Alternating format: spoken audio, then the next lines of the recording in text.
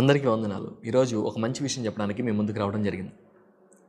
బైబిల్‌లో కీర్తనల గ్రంథం 122వ కీర్తన మొదటి వచనంలో ఈ విధంగా ఉంది. యెహోవా మందిరమునకు వెళ్ళుదమని జనులు నాతో అనినప్పుడు నేను సంతోషించితిని.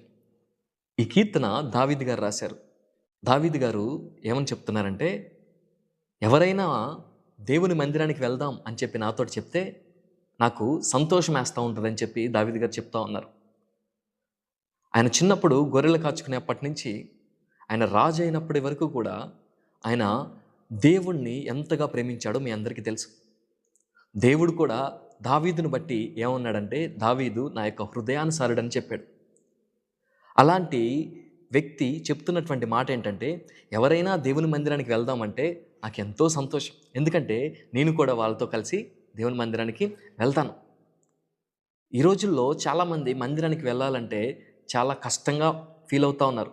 అది వాళ్ళకి చాలా ఇష్టం లేని పనులుగా కనిపిస్తూ ఉన్నాయి.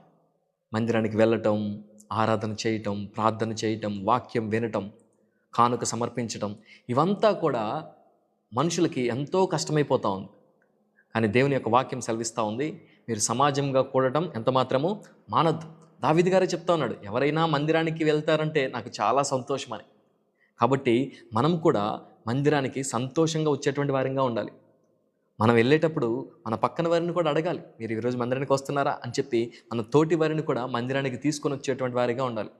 ఎందుకంటే దేవుని మందిరానికి వచ్చినప్పుడు మన సకల విధమైనటువంటి బాధలు తొలగిపోతాయి, మన మనసు మారుతుంది, పశ్చాత్తాపం కలుగుతుంది, పాపం నుంచి విడుదల వస్తుంది. కాబట్టి దేవుని మందిరాన్ని ఎంత మాత్రం నిర్లక్ష్యం చేయడానికి వీలు లేదు. ఒక చిన్న ప్రార్థన చేసుకుందామా? కనికరం కలిగిన మా తండ్రి, నీకు వందనాలు.